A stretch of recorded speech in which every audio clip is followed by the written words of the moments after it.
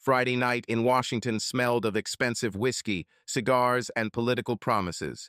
The ballroom of the Mayflower Hotel was abuzz with voices, the clinking of glasses mingling with muffled laughter, and the whispers of deals that would make headlines tomorrow. Kyle Hartwell stood at the window, looking at the lights of the Capitol in the distance. His black tuxedo fit perfectly, like everything else in his life, at least it seemed so from the outside. Tall, with sharp features and light gray at the temples, he looked like a man who knows what he wants and always gets it. But today a shadow of anxiety flashed in his gray eyes, which he himself could not yet explain. "Kyle, you're hiding by the window again." Celeste's voice was soft as silk, but with a hint of reproach. She came up behind him, placing her hand on his shoulder. Her dress navy blue, with a neckline that showed off every curve, cost more than the average American's annual salary. Celeste Hartvale was a woman who was noticed. Her blonde hair was styled in loose waves, her sea-green eyes sparkled, but there was always something elusive about them. Kyle turned to her, giving her the smile he had learned over years in court and at receptions. "I'm not hiding, I'm just thinking," he said, raising his glass of bourbon. "You know how much I love these evenings." She rolled her eyes, but smiled back. "Liar. You can't stand these gatherings. But for Papa Gideon's sake, you're willing to play the perfect son." Kyle chuckled. She was right, as always. Tonight was not just another social event. It was a triumph for Senator Gideon Hartvale, Kyle's father. After 10 years in the Senate, he finally won passage of the health reform bill, which was called the Hartvale Legacy. The press had already dubbed him a hero, and his opponents were gritting their teeth in their offices. And of course, the whole family had to show up to maintain this facade of perfection. "By the way, where is Declan?" Kyle asked, looking around the room. His best friend, Declan Forsyth, promised to be here. A political consultant with the face of a movie star and the mind of a Machiavelli, he always showed up late, but with a bang. Celeste tensed slightly. The movement was almost imperceptible, but Kyle caught it. She adjusted her earring and answered a little faster than usual. "Oh, you know Declan. Probably stuck in traffic or flirting with some congressional intern." Kyle laughed, but something in her tone pricked him. He brushed aside the thought Celeste and Declan had known each other for 100 years, ever since Kyle brought her into his circle. They were part of his life, his foundation. "Kyle, Celeste." Gideon Hartvale's loud voice cut through the noise of the hall. The senator walked towards them, surrounded by a retinue of aides and journalists. At 65, he looked like a man who could silence an entire room with just a glance. Tall, with thick gray hair and an aquiline nose, he radiated authority. Walking next to him was Marion, his wife and mother Kayla, in a burgundy dress, with perfect posture and a smile that never reached her eyes.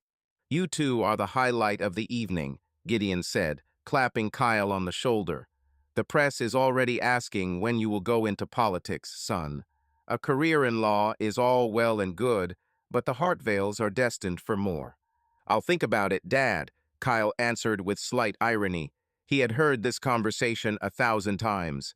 Gideon dreamed of seeing him in the Senate, but Kyle preferred to win cases in the courts rather than votes in elections. Marion looked at Celeste, her gaze sliding over the dress. "You look amazing, honey. Is this from Valentino?" "Yes, thank you," Celeste smiled, but there was a slight tension in her voice. Marion was always cold towards her, although she hid it behind compliments. As Gideon talked about his victory in the Senate, Kyle noticed the crowd parting. Declan Forsyth entered the hall, wearing a dark gray suit, with the top button of his shirt casually undone, and that same smile that could convince anyone of anything. The women in the audience turned around, the men shook his hands. He was a star in this world of intrigue, and Kyle was proud to call him a friend. Finally, Forsyth, Kyle said as Declan approached, "I thought you decided to skip the main event of the year." "And miss the chance to drink with Gideon?" "Never," Declan winked, shaking Kyle's hand. He then turned to Celeste. "You, as always, outshine everyone, Cel." She laughed, a little too long, and Kyle felt the sting again. There was something in the way Declan looked at her that wasn't just friendly warmth, but something more. He pushed the thought away, chalking it up to fatigue. "Okay, you three, stop chatting," Marion intervened. "Gideon, it's time to make a speech. Kyle, Celeste, go to the stage. Let everyone see the family." They obediently moved towards the center of the hall. Gideon stepped up to the podium, and the crowd fell silent. His voice boomed, full of confidence. "Today we celebrate more than just the law. We celebrate family. The Hartvales have always been a pillar of this country, and I am proud that my children continue that legacy." Kyle stood next to Celeste, feeling her hand in his. She was cold, despite the warm air of the hall. He glanced at Declan, who was standing slightly off to the side, clapping along with the crowd. Their eyes met, and for a second Kyle thought Declan was looking not at Gideon, but at Celeste. The speech ended with a standing ovation. Gideon came down to the family, and a series of photographs began. Kyle smiled, posed, and answered questions from journalists. But his thoughts were already somewhere far away. He couldn't shake the feeling that something was wrong. Something about this perfect evening felt false. Later, when the guests began to leave, Kyle went to the bar for another bourbon. Celeste stayed with Marion, discussing a charity dinner, and Declan disappeared somewhere. Kyle took a sip, feeling the alcohol burn his throat. He didn't notice Rowan, his little sister, coming up behind him. "You look like you want to kill someone," she said, crossing her arms. Rowan was the complete opposite of the family. Short dark hair, a denim jacket instead of a dress, and a look that always told the truth, even when no one wanted to hear it. "Just tired, Ro," Kyle replied, trying to smile. "Don't lie to me," she narrowed her eyes. "Something is wrong. I see it in your eyes." He wanted to brush it off, but her words hurt him. Rowan was always the only one who understood him without words. "It's okay. There's just too many Hartvales in one place." She chuckled, but didn't back down. "If something happens, you know where to find me." He nodded, looking after her as she walked towards the exit. When he returned to Celeste, she was standing at the champagne table, talking to some congressman. Declan was close again, too close, his hand accidentally touching her shoulder. Celeste didn't move away. Kyle froze, watching. It was a small thing, nonsense. But why then was his heart beating so fast? "Let's go home," he said, approaching her. His voice was harsher than he intended. Celeste looked at him, surprised. "Already? But the evening is not over yet." "I'm tired," he repeated, looking into her eyes. "And you, it seems, too." She shrugged, said goodbye to Declan, and took his arm. On the way out, Kyle took one last look at the hall. Declan watched them leave, and there was something in his smile that Kyle had not noticed before. Saturday morning in the Hartvale house was quiet, as if the night on the Mayflower had remained somewhere in another world. Kyle sat at the kitchen island, leafing through the morning newspaper. The headlines were full of Gideon's name and his triumph. The coffee in his cup had long since cooled, but he didn't notice. His thoughts were occupied with other things. The way Celeste looked at Declan, her cold hand in his, the way she laughed a little longer than necessary. He tried to convince himself that this was nonsense, that he was just tired of the noise and hypocrisy of last night. But something inside didn't give me peace. Celeste came downstairs in a silk robe, her hair pulled back into a messy bun. "You got up early," she said without looking at him. Her voice was light, almost carefree. "Usually after such evenings you sleep until noon." Kyle folded the newspaper, placing it on the table with a little more force than necessary. "I couldn't sleep. Too many thoughts."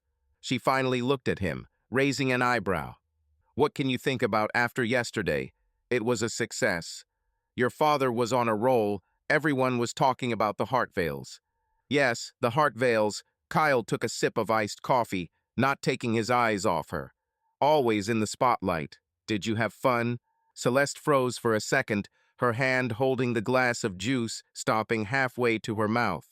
She smiled, but the smile came out forced. "Certainly. It was an important evening. I worked on your father's image as much as you did in your courts." "Why are you asking?" "Just like that," Kyle shrugged, but his tone was as sharp as a blade. "You looked animated, especially when Declan showed up." She put the glass on the table, a little louder than necessary. Declan. Jesus, Kyle, are you serious? He's your best friend. We've all known each other for a long time. What do you want to say? Nothing. He leaned back in his chair, crossing his arms. I just noticed how you looked at each other. It was like you had your own little secret. Celeste laughed, but it was dry, almost nervous. You're making it up. Fatigue makes you suspicious. Maybe you should take a day off. We could go out of town and relax. Kyle didn't answer. He looked at her, trying to catch at least something, the trembling in his voice, the shadow in his eyes. But she held on as always. Celeste was a master of control, which is one of the reasons why her PR agency flourished. She knew how to sell any story, even one in which she herself was the main character. I'll think about it, he finally said, getting up from the table. I need to go to the office. Things don't wait. On Saturday, she frowned. You said that after the evening you would take a break. I changed my mind. Kyle took the keys from the counter and headed towards the door. Don't expect me for lunch. She said something after him, but he no longer listened. Last night was replaying in his head, and the more he thought, the less paranoid it seemed. Kyle's office was in downtown Washington, in a marble-fronted building overlooking the Potomac. His law firm, Hartvale and Associates, was one of the best in the city, a place where he felt like a master. Today, however, even the familiar smell of leather chairs and coffee from the waiting room did not bring relief. He threw his briefcase on the table and collapsed into a chair, staring at the ceiling. The phone vibrated on the table. Message from Declan. Great evening last night. Gideon is a legend. Are you okay? Looked stressed. Kyle clenched his jaw. Tense? Yes, he was tense. And Declan seemed to know why. Or is this just a friendly concern? He started to type a response, but stopped. Instead, he opened his desk drawer and pulled out a second phone, an old one, the one he kept for personal matters. Celeste's number was first on the contact list. He opened their correspondence over the past weeks. Nothing out of the ordinary, dinner plans, appointment reminders, a couple of links to fashion articles she forwarded to him. But something caught his attention, a message from yesterday morning. Don't forget about the evening. It will be fun. D. Kyle frowned. D. She never shortened his name to just one letter. This message was not sent to him. Who did she write to? Declan? Or is this just a typo?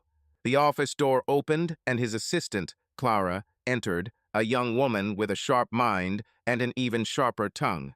I thought you were taking the day off, boss, she said, placing a stack of files in front of him. Did something happen? Nothing happened, Kyle muttered, putting the phone in his pocket. I just decided to take care of business. Clara narrowed her eyes, but remained silent. She knew him too well to argue. Okay, here are the documents on Winston's case. Court on Monday. And your father called. He wants to meet tomorrow. Great, Kyle rubbed his temples. Gideon, of course, won't give him peace after yesterday. Thank you, Clara. I'll figure it out. She left, and Kyle was left alone. Yesterday, on the way home, he took Celeste's phone out of her bag when she fell asleep in the car on the way home. It was an impulsive decision, and he still didn't know why he did it. He turned it on, entered the password, their wedding date, which she had never changed, and started digging. Nothing at first. Messages from colleagues, from mother, from friends. But then he found a chain with a D. No name, just a letter. The messages were short, but their tone was jarring. Meet me at 7, same place. I can't wait. He didn't notice anything, relax. Kyle felt the blood rush to his face. He scrolled further. The last message was yesterday. You looked amazing. I wish he was around. His hand shook. He? Who is this? Himself? Someone else? But my intuition told me the answer, and that answer was Declan Forsyth, his best friend.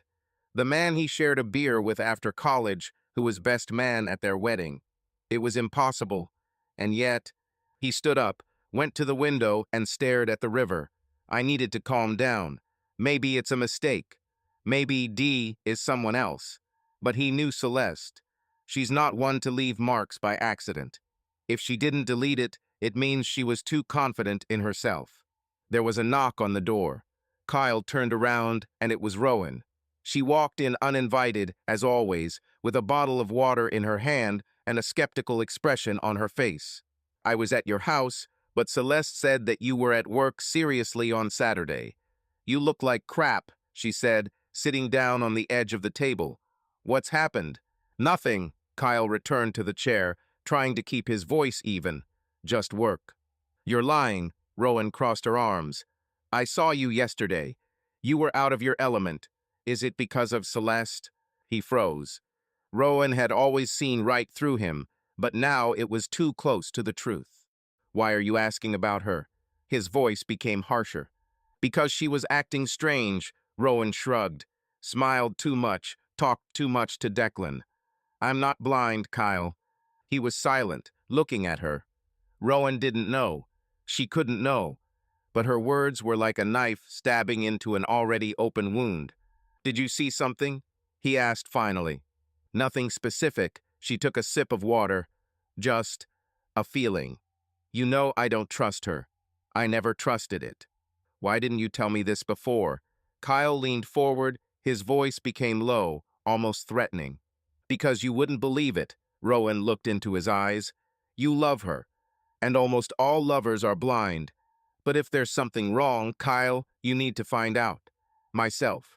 He nodded, at a loss for words. Rowan stood up and said one last time, "I'm on your side. Always. Call me if anything happens." When she left, Kyle realized that it was time to act, but not now. First, he had to make sure. And if it was true, he didn't even know what he would do. I didn't know yet. The Sunday afternoon at the Hartvale Mansion in Georgetown was as polished as their public image. Kyle sat in the living room, clutching a glass of water. He had refused wine, despite his mother's persistent suggestions. He needed to keep his head clear. After yesterday, after what he found on Celeste's phone, he felt like a man walking on thin ice. One wrong step and everything will collapse. Celeste sat opposite, leafing through a magazine on the sofa. She looked relaxed, wearing a white blouse and trousers, with her legs tucked under her. Her calmness infuriated Kyle. How could she sit here, pretend like nothing was happening? He looked at her, trying to find even the slightest hint of guilt, but she was impenetrable. Or did he just not want to see the truth before? "Kyle, you're quiet today." Marian's voice pulled him out of his thoughts. She walked into the room with a tray of snacks, her heels clicking on the floor. At 62, she looked 10 years younger, the result of strict discipline and expensive beauticians. "Is it because of work? Or are you still worried about Friday night?" "I was just thinking." Kyle forced himself to smile, but it turned out crooked. "It's okay, Mom." Marian placed the tray on the table and looked at him with that mixture of care and control that he had known since childhood. "You always say that when something is wrong. I'm your mother, I see." "Leave him alone, Marian." Gideon appeared in the doorway, straightening the cuffs of his shirt. His presence filled the room as it always did. "The boy is just tired. These evenings exhaust anyone." Kyle gritted his teeth. Boy. He was 40, and Gideon still talked to him like he was a teenager. He wanted to answer, but remained silent. This is not what he came for today. He needed to see if they knew. Rowan hinted that Celeste was acting strange, but what if it wasn't just his suspicions? "Where is Rowan?" he asked, changing the subject. "He's late, as usual." Marian rolled her eyes, sitting down in a chair. This girl never respected family traditions.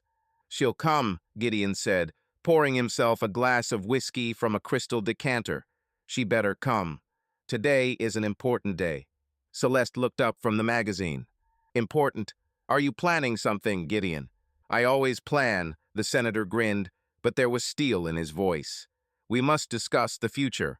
Mine, Kayla, the whole family. This law is just the beginning." Kyle felt the tension in the room thicken. Gideon loved this kind of talk, confronting everyone with a fait accompli, reminding everyone who was in charge. But today Kyle was not in the mood to play obedient son. He put his glass down and looked at his father. What is the future, Dad? You have already received your law. What more do you want? Gideon narrowed his eyes, clearly not expecting such a tone. I want you to take your seat, Kyle. Stop hiding in the courts. Politics is our lifeblood. I'm not hiding, Kyle spoke quietly, but there was a threat in his voice. I do what I like. Not everyone wants a Senate seat.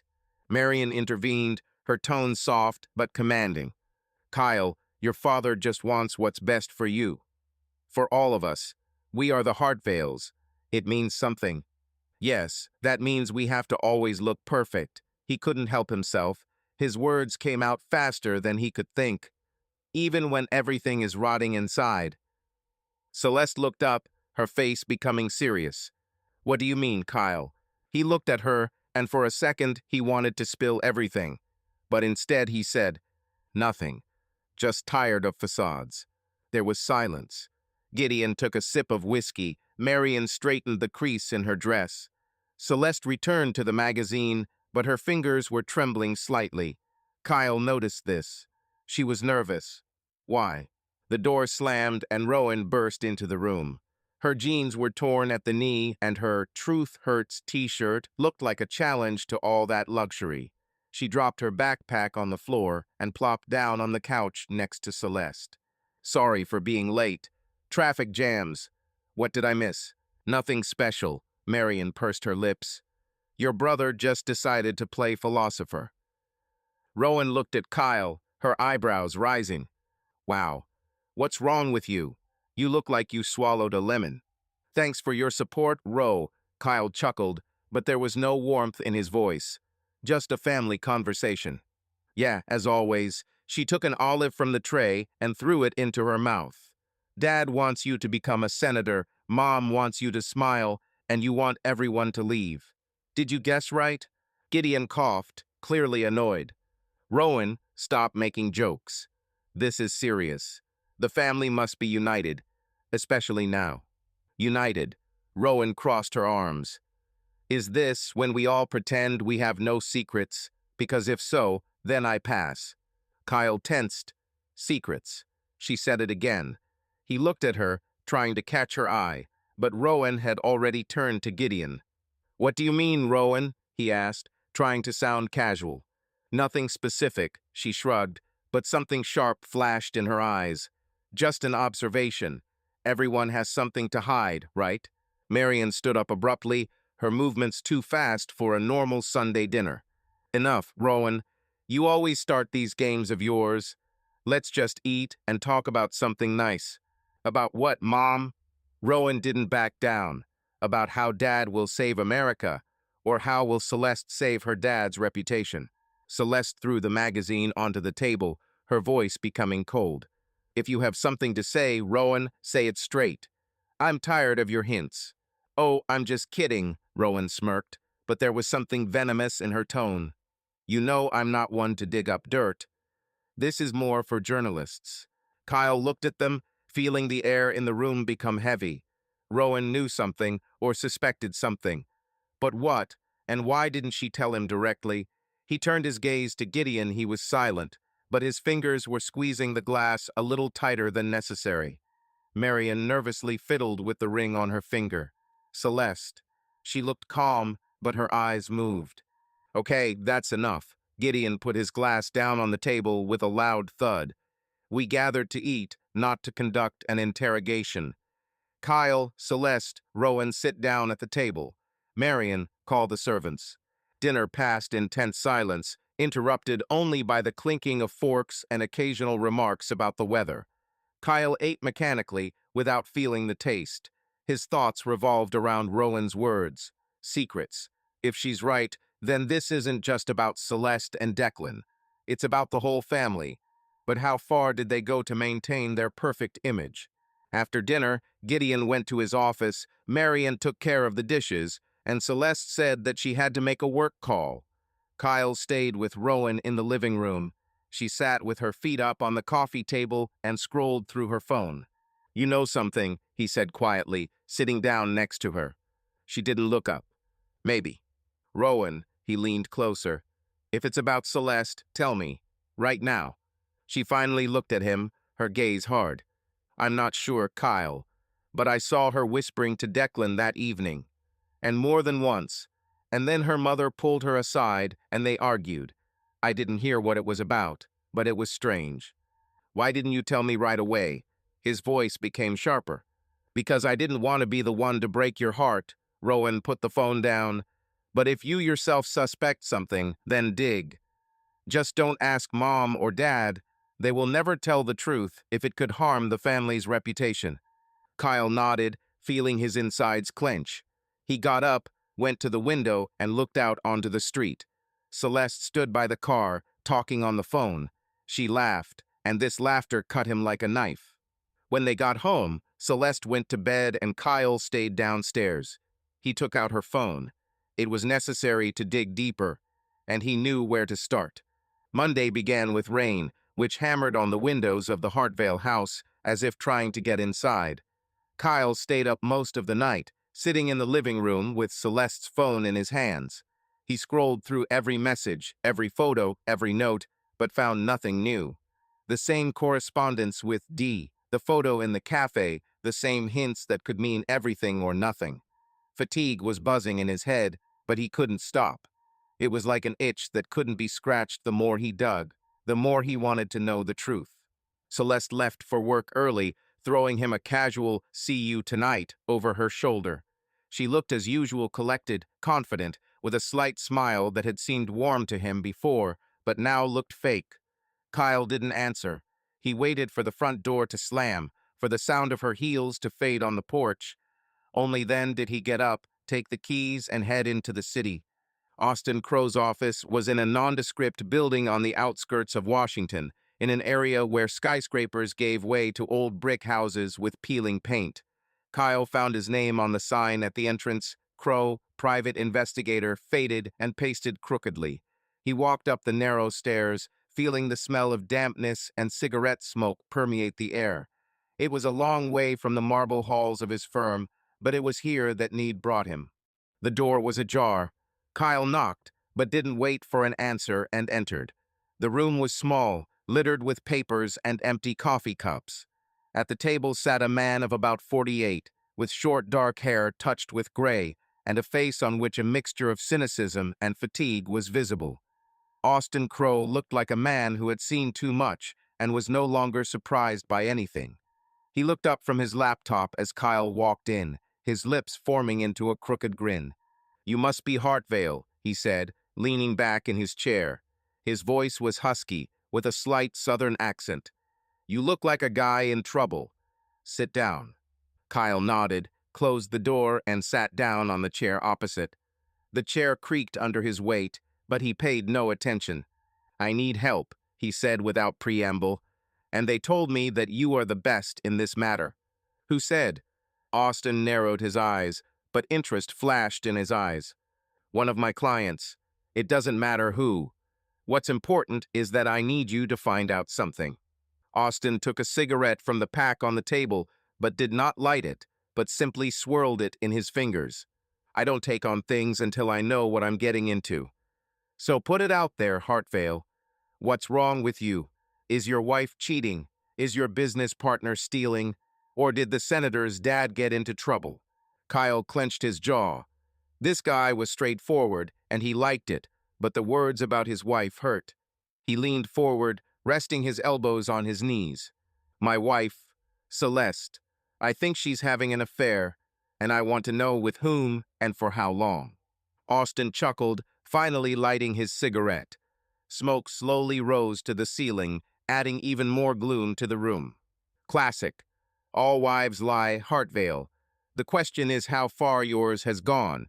Do you have evidence or just a hunch? Correspondence with someone under the initial D. Photo with a man in a cafe. I think it's my friend, Declan Forsyth, but I need more. Do you want me to follow her? Behind him? For both?" "For both," Kyle spoke quietly but firmly. "I want to know everything. Where do they meet? When? How often? And if there is anything else, any details." Austin took a drag from his cigarette, blowing the smoke out through his nose. "What if I find something you don't like? Are you ready for this? Because, judging by your appearance, you are already on the edge. Kyle clenched his fists but nodded. I can handle it. I need the truth. How much will it cost? 2,000 in advance, plus 100 a day while I'm working, Austin shrugged. And no checks. Cash or transfer. I don't like tracks. We agreed. Kyle took out his wallet, counted out the money, and put it on the table. Start today. Austin shoveled the bills into the drawer without even counting them. Fine. Give me names, addresses, habits. Everything you know about your wife and this Declan guy. The more you give, the faster I'll figure it out. Kyle began to speak. He talked about Celeste, her job at a PR agency on K Street, her habit of drinking lattes at the coffee shop across the street from her office, her meeting schedule. About Declan, his office in the center, his love for expensive bars, his manner of showing up everywhere late. He spoke dryly, as if in court, but inside everything was seething. Every fact that he gave out was like another nail in the coffin of his and Celeste's life. Austin wrote something down on a notepad, nodding every now and then. When Kyle finished, the detective put down his pen and looked at him.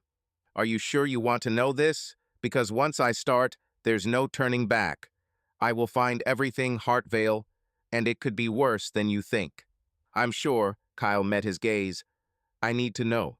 Okay. Austin put out his cigarette in the overflowing ashtray. Then give me a couple of days. Kyle nodded, standing up. Call as soon as there is something. Definitely, Austin grinned. And Hartvale, don't do anything stupid while I'm working. You look like a guy who can make a mess. Kyle didn't answer.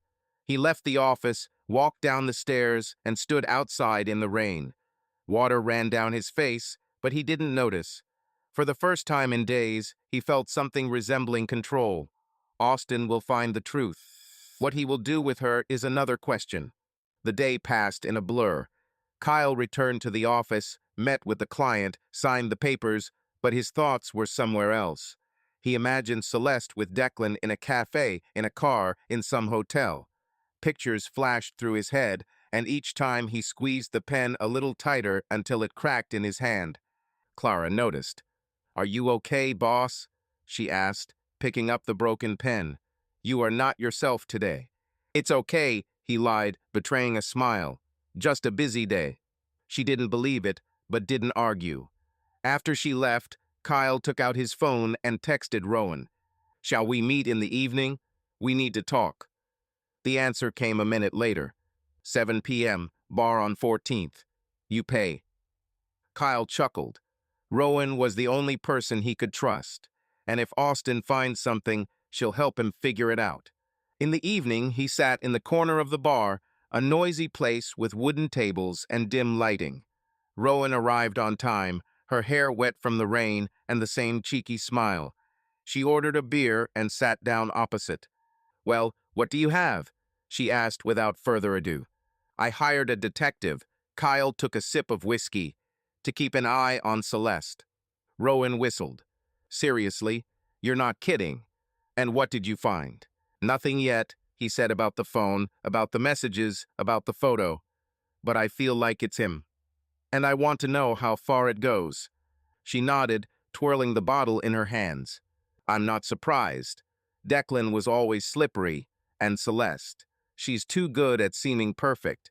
But are you sure you want to dig this out? Yes, Kyle looked into her eyes. Do you know something? You hinted yesterday. Rowan sighed, putting her beer down. I don't know for sure, but I heard Mom whispering to Dad a couple of weeks ago. They mentioned Celeste and the problem. I didn't delve into it. I thought it was about her work. Now I'm not sure. Kyle felt his blood freeze in his veins. Did they know? And they were silent. Maybe, Rowan shrugged. You know them. Reputation matters most. If Celeste is sleeping with Declan, they'd rather pay him than tell you. He was silent, digesting this. Family. His own family. If Rowan is right, then the betrayal is deeper than he thought. Thank you, Ro, he said finally. You're the only one who doesn't lie. Always, she raised the bottle in a toast. Just be careful. If this is true, they won't give up without a fight. Kyle nodded. He knew that the battle had already begun, and he wasn't going to lose. Kyle wasn't expecting a call from Austin Crowe so soon. Only 2 days had passed since their meeting, and he had already become accustomed to the idea that the investigation would drag on. But on Wednesday morning, as he sat in his office, sorting out papers on Winston's case, his phone vibrated on his desk. The number was unfamiliar, but intuition told me who it was. He answered without taking his eyes off the documents. "Hartvale," he said dryly. "This is Crowe." The detective's voice was as hoarse as it had been that day, but there was a note of satisfaction in it. "I have something for you. Can you drive up? It's best not to discuss this over the phone." Kyle froze, his fingers clenching around the handle. "What did you find?" he asked, trying to keep his voice even. "What you wanted, but you better see for yourself. I'm in my office. Come now if you can." "I'll be there in an hour." Kyle hung up without waiting for an answer. His heart beat faster than he expected. He stood up, grabbed his jacket, and threw it to Clara on the way out. "Cancel all meetings before lunch. I'll come back later." She looked at him with concern, but nodded. "Be careful, boss." Kyle didn't answer. He went down to the garage, got into his Lexus, and drove out onto the streets of Washington. The rain had stopped, but the sky remained gray, reflecting his mood. Austin's office looked as gloomy as it did on Monday, but today there was the fresh smell of coffee in the air instead of cigarette smoke. The detective was sitting at the table. In front of him lay a thin folder and several photographs fanned out. He looked up as Kyle entered and nodded towards the chair. "Sit down, Hartvale. We have a lot to talk about." Kyle sat up, his eyes immediately falling on the pictures. He couldn't make out the details from a distance, but his heart was already squeezing. "What is this?" he asked, pointing to the photographs. Austin moved them closer. "This is your wife and your friend. Last night, Silver Star Motel on the outskirts of town. Not the most luxurious place, but convenient for those who don't want to be noticed." Kyle took the top photo.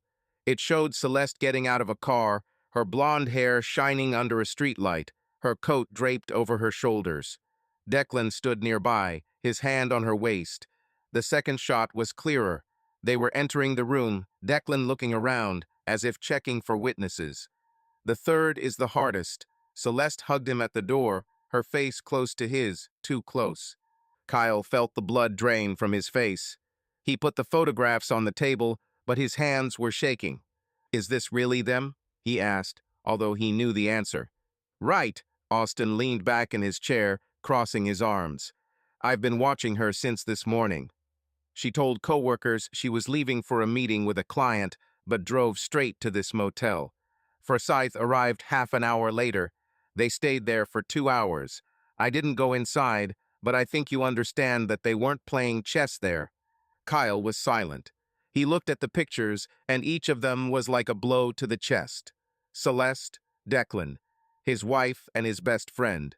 This was not just a betrayal, it was the destruction of everything he believed in. He remembered their wedding, how Declan toasted, calling Celeste the best woman Kyle could find. I remembered how she laughed at his jokes, how the three of them spent evenings drinking wine and talking. And all this time. "Are you okay?" Austin's voice brought him back to reality. "No." Kyle clenched his fists, his nails digging into his palms.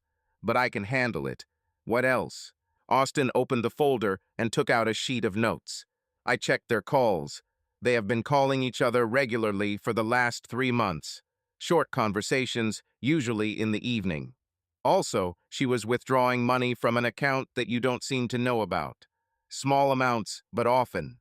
Maybe she paid for these meetings, or for silence." "Silence?" Kyle looked up. "Whose?" "I don't know yet," Austin shrugged. "But that's not all. I saw her calling someone after she left the motel. The conversation was short, but she looked worried. I wasn't able to intercept the number, but I can dig deeper if you want." Kyle nodded, his voice low and cold. "Dig. I want to know everything. Every detail." "It will cost," Austin warned. "Money is not a problem." Kyle took out another 1,000 in cash and threw it on the table. "Find me everything you can, and quickly." Austin grabbed the money without blinking an eye. As you say. But Hartvale, what are you going to do about it? He nodded at the photographs. You look like a man who is out for blood. Kyle stood up, scooped up the pictures into a folder, and tucked it under his arm. It's none of your business. Just do your job. He left the office without looking back. The rain began again, fine and nasty, but Kyle didn't notice. He got into the car, threw the folder on the passenger seat, and stared into space. His breathing was heavy, his chest felt tight, as if someone was squeezing his ribs. He slammed his fist onto the steering wheel, once, then again, until the pain in his hand drowned out the pain inside. Kyle didn't go home. He couldn't look at Celeste, not now.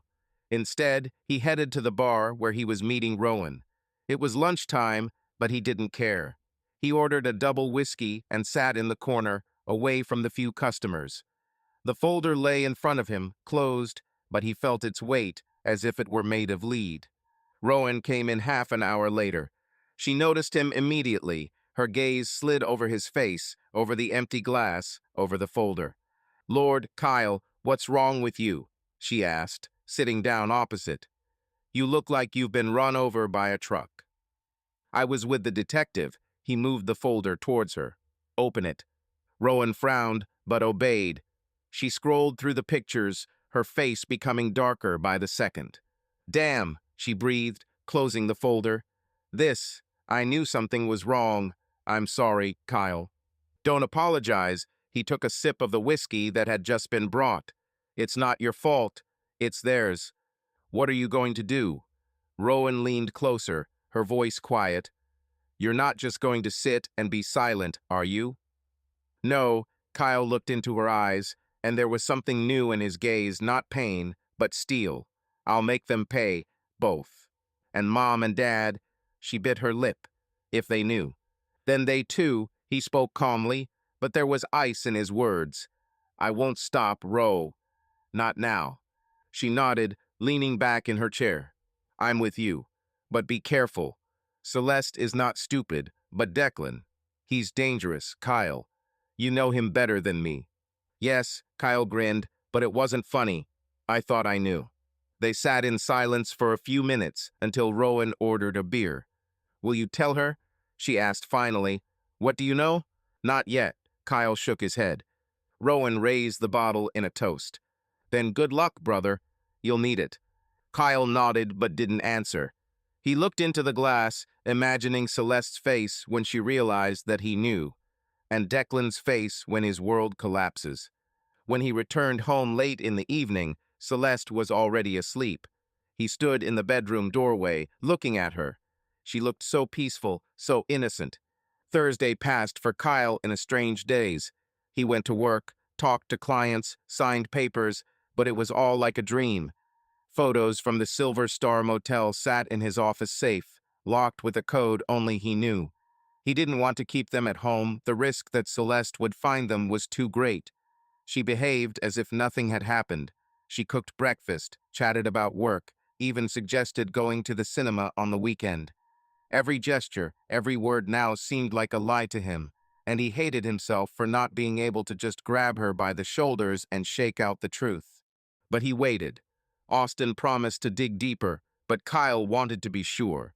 Not only in Celeste and Declan, but also in his family. Rowan's words about what Gideon and Marion might know couldn't leave her mind. If this is true, if they covered up treason for the sake of reputation, then the betrayal was not just personal, it was systemic, woven into the very essence of the Hartvales. In the evening, he decided to check it himself. Celeste had left for a meeting with a client or so, she said, and Kyle took advantage of the moment. He called Marion, knowing that she would be at home. Gideon usually stayed late into the night in the Senate, so this was a chance to talk to his mother alone. Kyle, dear, how unexpected. Her voice on the phone was warm, but with the usual note of control. You rarely call just like that. Did something happen? I want to stop by, he said, trying to sound natural. Talk. Haven't seen each other properly for a long time. Of course, come, Marion seemed pleased. I was just about to open a bottle of Chardonnay. It will be like old times. Kyle hung up the phone, feeling his stomach tighten, like old times. The mansion in Georgetown greeted him with silence and the smell of lavender. Marion adored scented candles. She was waiting for him in the living room, wearing a cream suit, with a glass of wine in her hand. Her gray hair was styled in a neat bun, and her smile was the same one she had honed over the years for social events. "Kyle, dear," she stood up, hugged him, lightly touching his cheek with her lips. "You look tired. Job?" "Yes, work." He sat down on the sofa, accepting the glass that she handed him. "And not only—" Marion narrowed her eyes, but kept her smile. "Anything else? You know you can tell me everything." Kyle took a sip of wine, feeling it burn his throat. He looked at her, trying to find a crack in her facade. Marion had always been a master at hiding her emotions, but he knew her too well. If she's lying, he'll notice. "Mom, I have a question," he began, putting the glass on the table. "Have you heard anything about Celeste? Any rumors?" She froze for a split second, her fingers lightly squeezing the stem of the glass.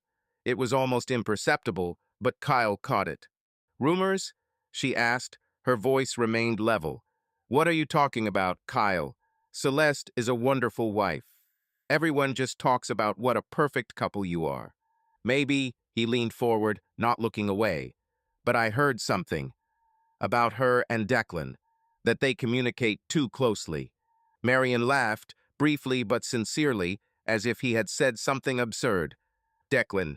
Jesus, Kyle, that's your best friend. They have known each other for 100 years. Are you jealous?"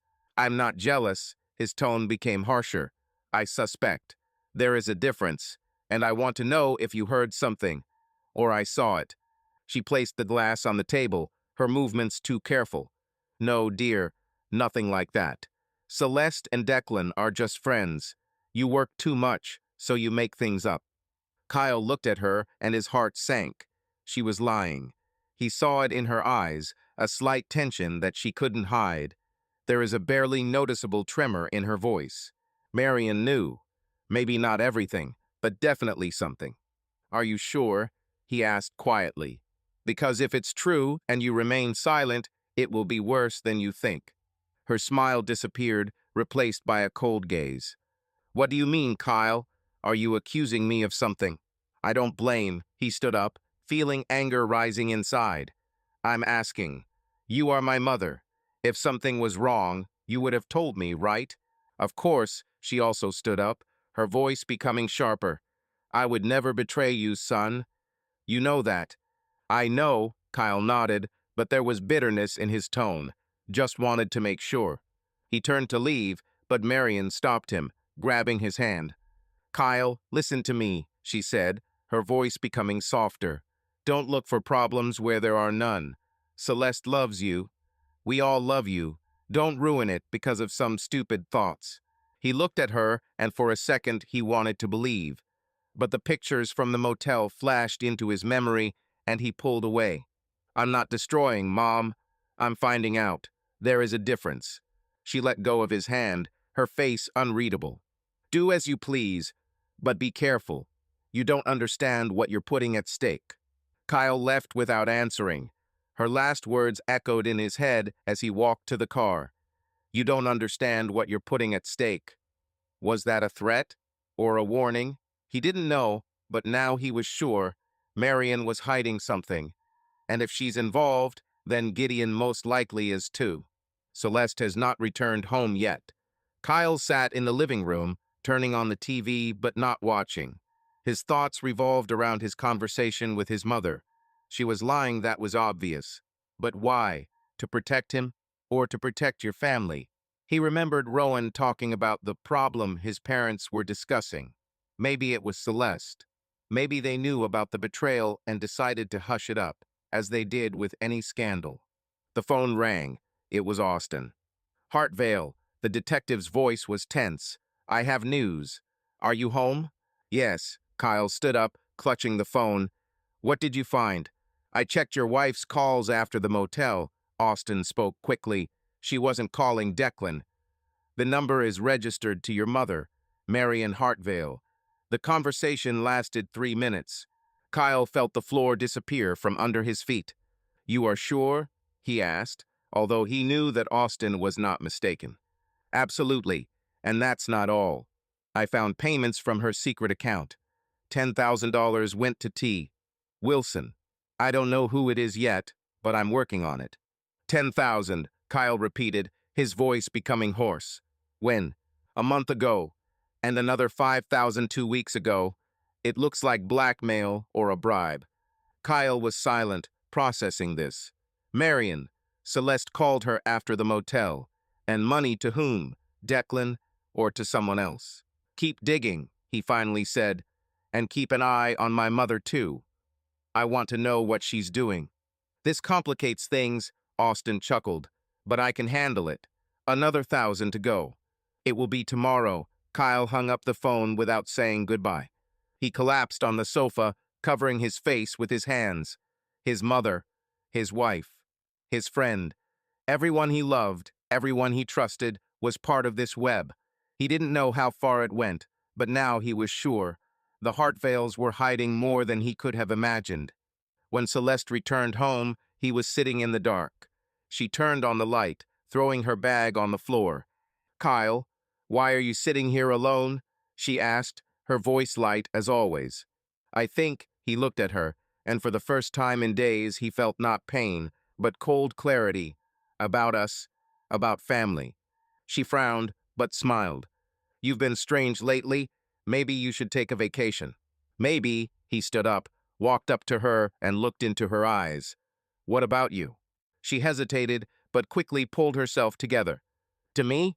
I'm fine. Just work." "Of course," Kyle nodded, retreating. "Good night, Celeste." He went into the bedroom, leaving her alone. She did not suspect anything or pretended to. Friday brought clear skies and a cold wind that blew leaves through the streets of Washington. Kyle woke up with a heavy head. Sleep came in fits and starts, interrupted by thoughts of Celeste, Declan, and Marion. He couldn't get Austin's words out of his head. His wife was calling her mother after the motel, and the money was going to an unknown T. Wilson. The name was spinning around in his head like a thorn, but he couldn't connect it to anything specific. "I couldn't yet." Celeste left early, again citing work. Declan. His best friend, his betrayer. Kyle knew he couldn't keep it to himself forever. He needed to see him, hear his voice, look into his eyes, and understand how far this lie went. He wrote Declan a short message. "Meet me at Old Ebbet at 1. We need to talk." The answer came 10 minutes later. "Sounds serious? I'll be there." Kyle clutched the phone in his hand, feeling anger rise within him. Seriously. Declan didn't even know how much. Or did you suspect? This thought only added fuel to the fire. The Old Ebbet Grill was one of the oldest bars in town. The dark wood, dim lighting, and smell of whiskey created an atmosphere where deals were made as often as glasses were knocked over. Kyle arrived early, taking a table in the corner, away from prying eyes. He ordered bourbon, but didn't drink it. He just twirled the glass in his hands, watching the light play in the amber liquid. His thoughts were sharp as a blade. What to say, how to start, how not to snap and grab Declan by the throat right there. Declan walked in at 1:15, late as always, with the same casual confidence that had once seemed charming to Kyle. A dark gray suit, an unbuttoned shirt, a smile that made women fall and men envied. He noticed Kyle, waved his hand, and walked over, plopping down on the chair opposite. "Well, what's the urgency, Hartveil?" he said, ordering a beer from a passing waiter. "You look like you lost the trial." Kyle looked at him, feeling his pulse beating in his temples. Declan was the same as always, relaxed, self-confident, with a slight mockery in his voice. But now Kyle saw him differently. It wasn't a friend. It was the enemy. "I don't lose cases," he said quietly, but there was something in his tone that made Declan narrow his eyes. "I wanted to talk about something else." "About what?" Declan took the beer they brought and took a sip. "Family? Job? Or have you finally decided to go into politics like Gideon wants?" "About Celeste," Kyle leaned forward, his voice deeper. "And about you." Declan froze, his hand holding the bottle stopping midway. He smiled, but the smile came out forced. Celeste? What's wrong with her? Is she okay? You know if she's okay. Kyle looked into his eyes without blinking. You see her often, right? Declan placed the bottle on the table, his face becoming serious. Kyle, what do you want to say? Lay it out straight. Okay, Kyle took one of the photographs out of his pocket, the one where Declan hugged Celeste at the motel door. He threw it on the table between them. Explain this. Declan looked at the photo and his face went pale. He quickly looked around to see if anyone was watching and leaned closer. Where did you get this? He asked, his voice becoming hoarse. None of your business. Kyle clenched his fists under the table. Answer. What were you doing with my wife at the motel? Declan ran a hand through his hair, his usual confidence beginning to crack. Listen, Kyle, it's not what you think. We're just what? Kyle raised his voice, causing a couple of heads to turn in their direction.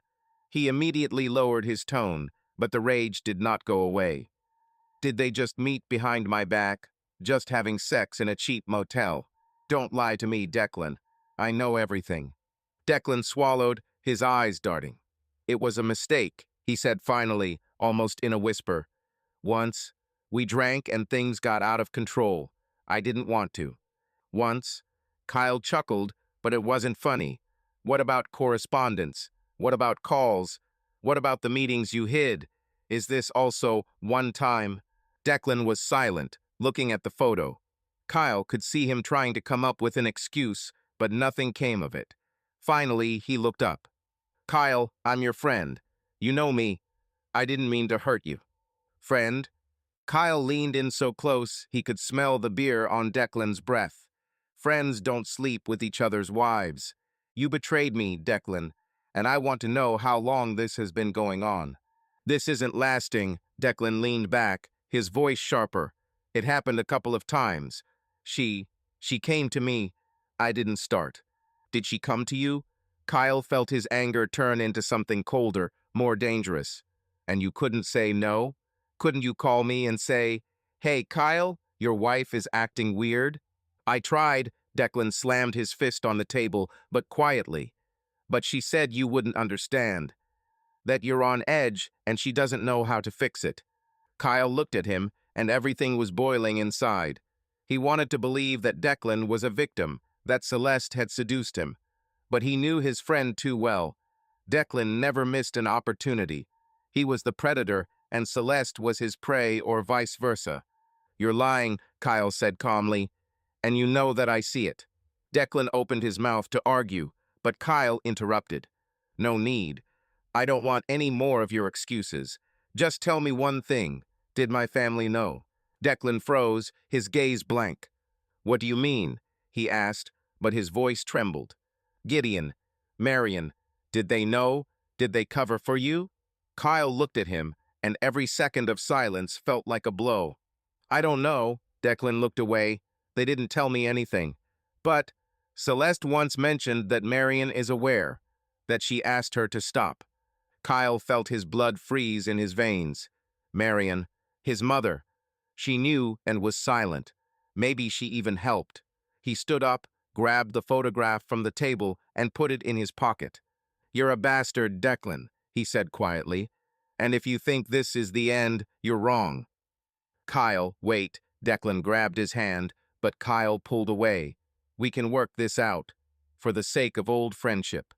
Friendship is dead. Kyle looked down at him. And you killed her. He walked out of the bar, leaving Declan sitting with his head down. The street greeted him with cold, but he didn't feel it. His mind was clearer than ever. Declan confessed not completely, but enough. Celeste was the initiator, or so he said. Marion knew. And Gideon? Kyle wasn't sure, but he was going to find out. At home, he found Celeste in the living room, with a glass of wine and a laptop on her lap. She looked up and smiled. You're late, she said. Job?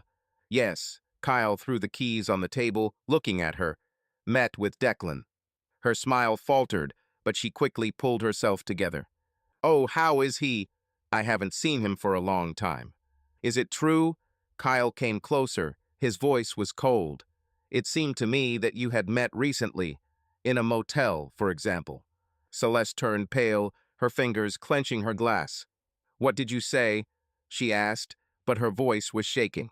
Nothing. Kyle turned away, heading towards the stairs. Good night, Celeste. He left her down, feeling her gaze burning into his back. She knew he knew. And now the game has begun for real.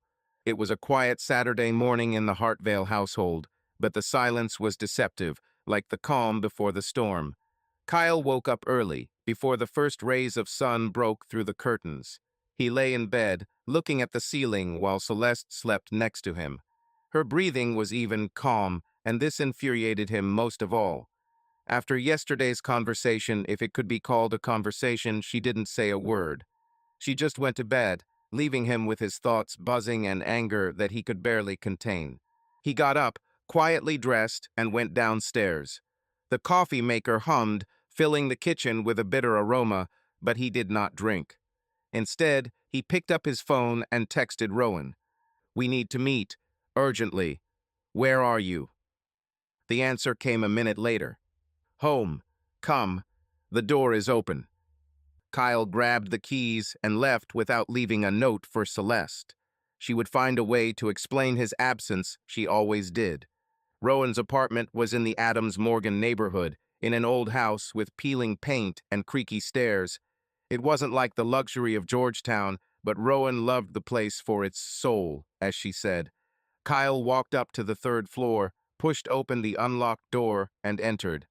The inside smelled of coffee and fresh paint. Rowan was painting something on a canvas by the window, her hands smeared with blue gouache. She turned around when she saw him and frowned. Jesus, Kyle, you look worse than last time, she said, wiping her hands on her jeans. What's happened? I talked to Declan. Kyle collapsed onto the sofa, feeling the fatigue wash over him. He admitted. He said it happened a couple of times. And that Celeste started.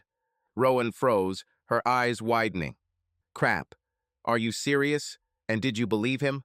No, Kyle shook his head, his voice hoarse. He lied. I saw it in his eyes. It's not a couple of times. This lasts for months, maybe more. She came over, sat down next to him, and put her hand on his shoulder. Sorry, Kyle. I knew he was scum, but I didn't think he would stoop so low. What are you going to do? I'll make them pay, he looked at her, and there was steel in his gaze. Both. But that's not all. He said Marion knew. That Celeste talked to her about it. Rowan stumbled back, her hand slipping from his shoulder. Mother? Are you sure he didn't make it up to shift the blame? I'm not sure. Kyle took out his phone and showed her a message from Austin that had arrived at night. But the detective found the call. Celeste called Marion after the motel, and there are payments from her account to someone named T. Wilson. 10,000, then 5 more. Rowan read the text, her face darkening. T. Wilson, who the hell is this? And why did Mom get involved in this? I don't know, Kyle clenched his fists, but I talked to her yesterday. I asked about Celeste and Declan. She lied. Right in the face. She said she didn't know anything. Rowan stood up and began to walk around the room. Her movements were sharp. It looks like her. She always protects her family, even if it means lying to everyone. But if she knew, Kyle, that means they're all in on this. Dad, too? Perhaps. He rubbed his temples, feeling the headache return. I didn't ask him. Bye. But if Marion knew, then Gideon was hardly aloof. Rowan stopped and looked at him. Do you understand what this means? If they were covering for Celeste, that's more than just treason. This is a conspiracy. They chose reputation over you. Kyle nodded, his voice quiet but firm. Yes, and I won't forgive them for this. She sat back, her eyes sparkling with anger and something else, maybe fear. Kyle, I'm with you. You know it. But you have to be careful. They won't just give up. The Pope will destroy anyone who stands in his way. And Mom, she's more cunning than she seems. I know, he looked at her, and for the first time in days he felt warmth. Rowan was his anchor, the only person he could trust. That's why I need your help. What do you want? She leaned closer, Her voice became businesslike. "You're a journalist," Kyle said. "You have connections. Can you find out who T. Wilson is, and dig about the parents? Were there any rumors, payments, anything?" Rowan nodded, her lips forming a determined line. "I'll do it. I have a couple of Senate sources, and there's this guy at the bank who owes me a favor. Give me a couple of days." "Thank you, Ro." Kyle squeezed her hand. "You're the only one who didn't betray me." "I will never betray you," she squeezed his hand in response. "But you have to promise me something." "What?" "Don't do anything stupid until I find more." Her gaze hardened. "I know you, Kyle. You want to smash everything right now. But if we're going to get them, we need to be smarter." He wanted to object, but remained silent. She was right. His anger was like fire bright, but if released too soon, it would burn itself out. "Okay," he said finally. "I'll wait, but not for long." "We agree." Rowan stood up, went to the refrigerator, and took out 2 bottles of beer. "Now have a drink with me. You need to relax, at least for an hour." Kyle took the bottle, but didn't smile. He couldn't relax. Not now. But Rowan's presence gave him strength he didn't expect. In the afternoon, he returned home. Celeste was in the office or somewhere else. He no longer asked. He sat down at the table in his office, opened his laptop, and began to search for himself. T. Wilson was too generic a name, but he checked Declan's old contacts, Celeste's lists of colleagues, even Gideon's notes. Nothing. Either it was a pseudonym or someone outside their circle. The phone rang. Austin. Hartvale, the detective's voice was tense. "I have news. Are you sitting?" "Yes." Kyle squeezed the phone. "Speak." "I found T. Wilson." Austin coughed. "This is not a person. This is a company. Trade Wilson Limited. Registered in the Cayman Islands. And guess who one of the directors is?" "Who?" Kyle felt his pulse quicken. Austin fell silent, leaving the last word to Kyle. There was a short pause on the phone, drowned out only by the sound of his own heart. For Kyle Hartvale, everything he heard sounded like a sentence. Trade Wilson Limited, a company registered in the Cayman Islands, was nothing more than a front for Declan's schemes and machinations. And it was to this company's account that Celeste transferred large sums. Kyle, clutching the phone, felt as if he had received a second stab in the back after the betrayal. The blackmail story had now surfaced. He stood in his office by the window, looking at the early evening light that slid across the rooftops of Washington. The lights of the approaching evening sparkled behind the glass, but it seemed to Kyle that everything around was gloomy and meaningless. Everything he believed in friendship, family, marriage was coming apart at the seams. Perhaps he will now have to finish off this illusion himself. "Are you sure?" he asked finally, trying to speak evenly, although his throat seemed to be constricted. 100%, Austin boomed into the phone. "I checked the registers, accounts, and did a little reconnaissance through my channels. Trade Wilson Limited is formally owned by a chain of nominees, but the ultimate beneficiary is an offshore fund. And there are several people in the fund, including our dear Mr. Forsyth. Moreover, I have copies of documents that confirm that in recent years this structure has been used for gray transactions. Kickbacks, payments for silence, everything like that."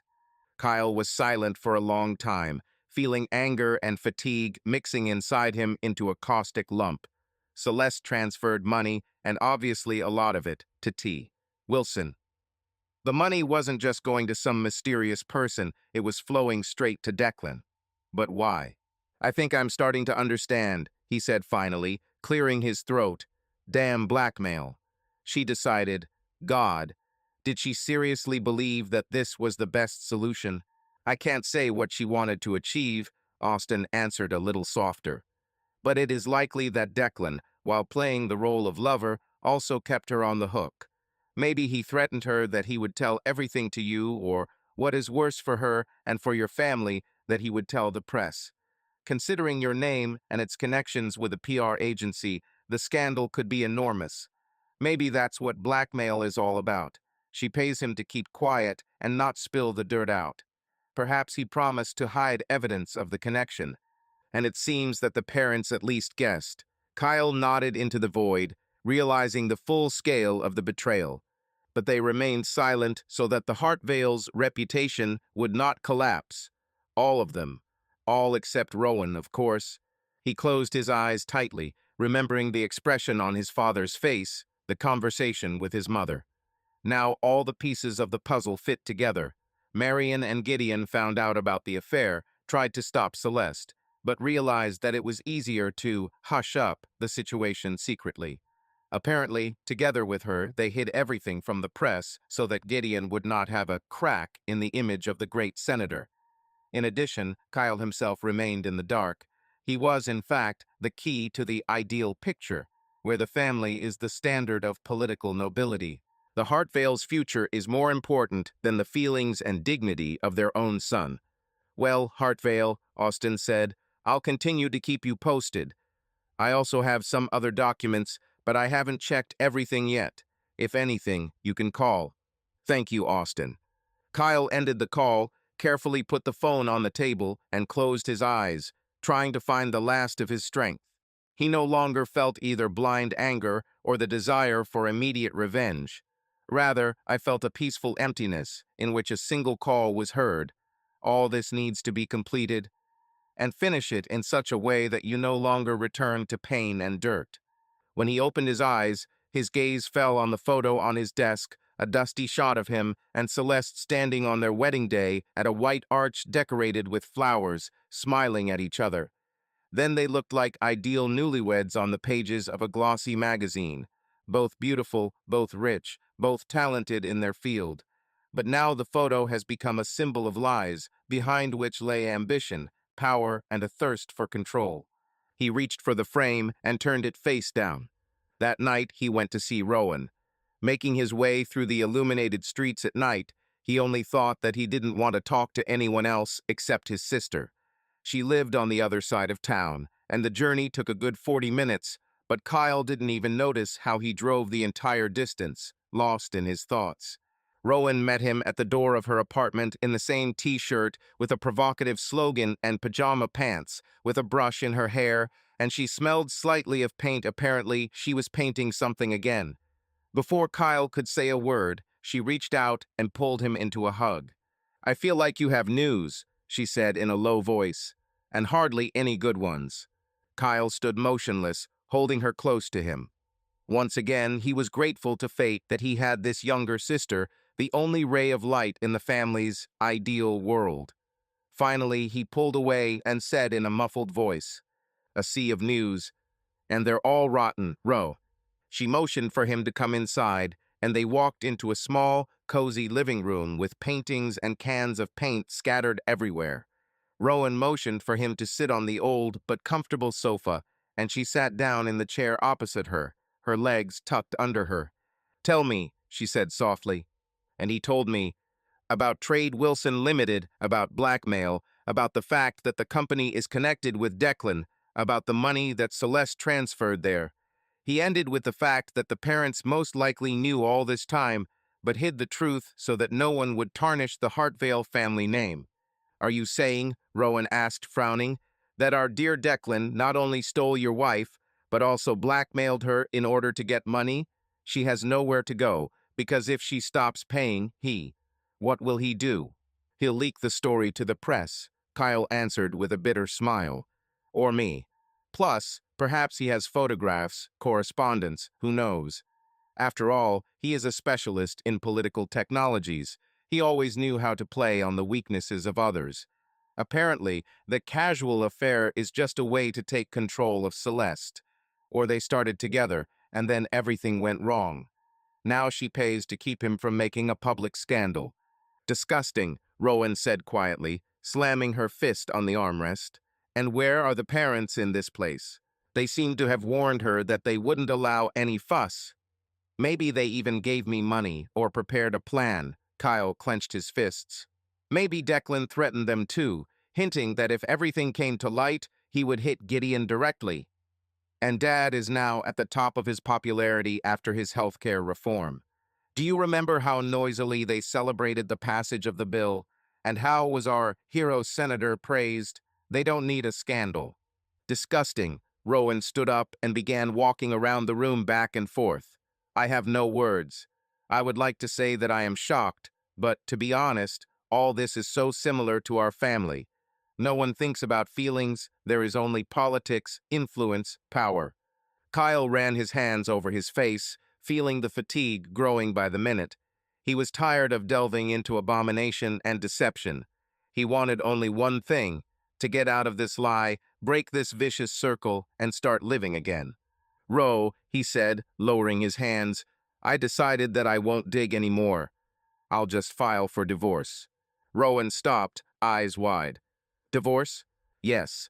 I don't want to understand their schemes anymore or look for someone to blame. Obviously, everyone is to blame.